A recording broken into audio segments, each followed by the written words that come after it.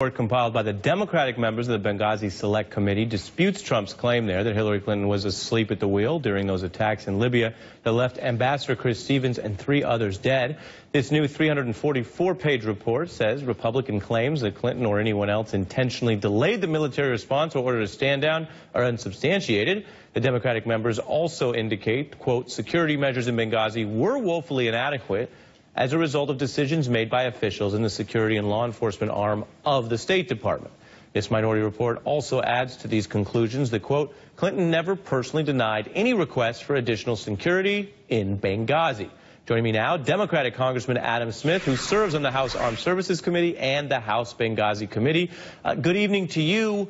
What, in your view, is the key takeaway from this report, and why put it out now before the Republican report? Well, we've been at this now for longer than I think any congressional investigation in history. So whatever information we were going to accumulate has been accumulated, and we wanted to make it clear that this turned into a totally partisan exercise. And Donald Trump's comments make it clear. As usual, he is factually inaccurate.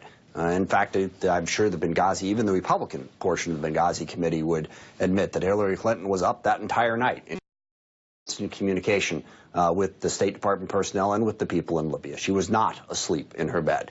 So basically what we have concluded from this was a partisan exercise designed to embarrass Hillary Clinton. That's what we suspected from the very beginning, and it's really unfortunate. I mean, Congress has a low enough approval rating already without something like this to further downgrade the public's opinion. Now, look, this was a serious international incident. It deserved to be investigated. It was investigated 8 separate times other than this special panel. It was investigated. There were a bunch of different findings that were concluded, and we learned a lot from those. From this, we just learned that the Republicans wanted to take partisan potshots at Hillary Clinton as often as they could, and Donald Trump's comments on the eve of the Republicans releasing their version of the report simply once again makes it clear this was about partisanship, not about American national security. And I suppose it breaks down into whether this is simply an investigation that's shaded against the opposing party, which I think you would admit happens a lot in Congress, or whether there was some further problematic process. I'll read again from your new report. It says Republicans excluded Democrats from interviews, concealed exculpatory evidence, withheld interview transcripts, leaked inaccurate information, issued unilateral subpoenas, sent armed marshals to the home of a cooperative witness, conducted political fundraising, exploiting the deaths of 4 Americans. In one of the most serious abuses, you write, Chairman Gowdy personally and publicly accused Secretary Clinton of compromising a highly classified intelligence source. So are you alleging that beyond the normal partisanship that can happen in committee work, there was some real dereliction of duty here on their side? Good heavens, yes. And I'll disagree with your first point. We've actually conducted a fair number of investigations in a very fair bipartisan way. Just to give you 2 examples, 9/11. I mean, George W. Bush was president. Can you imagine if a Democrat, when 9/11 happened, what that commission would have looked like? The commission that investigated 9/11 was very fair and unbiased. It wasn't trying to make partisan points. It wasn't trying to blame George W. Bush.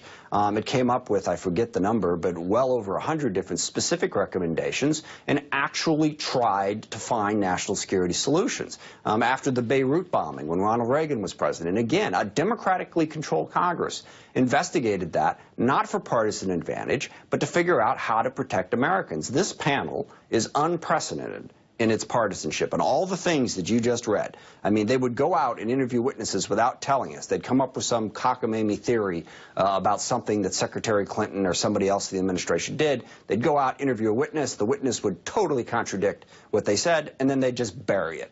They wouldn't tell us about it. I mean, it makes it clear how partisan this was. And it's sad, because this was a tragic event in American history. And people acted incredibly heroically that night to save American lives. And we should highlight that.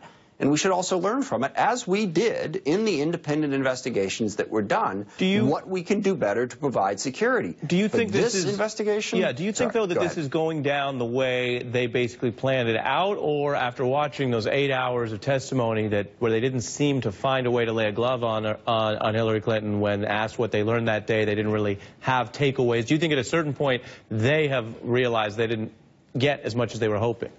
Well, I don't know what they've realized, but they've completely failed in their mission. And because they were so partisan, they didn't even, have a pretense of trying to be fair. Which is not smart. I mean, if they were trying to do this in a way that would embarrass Secretary Clinton, the least they could have done is tried to appear to be fair. They didn't even try.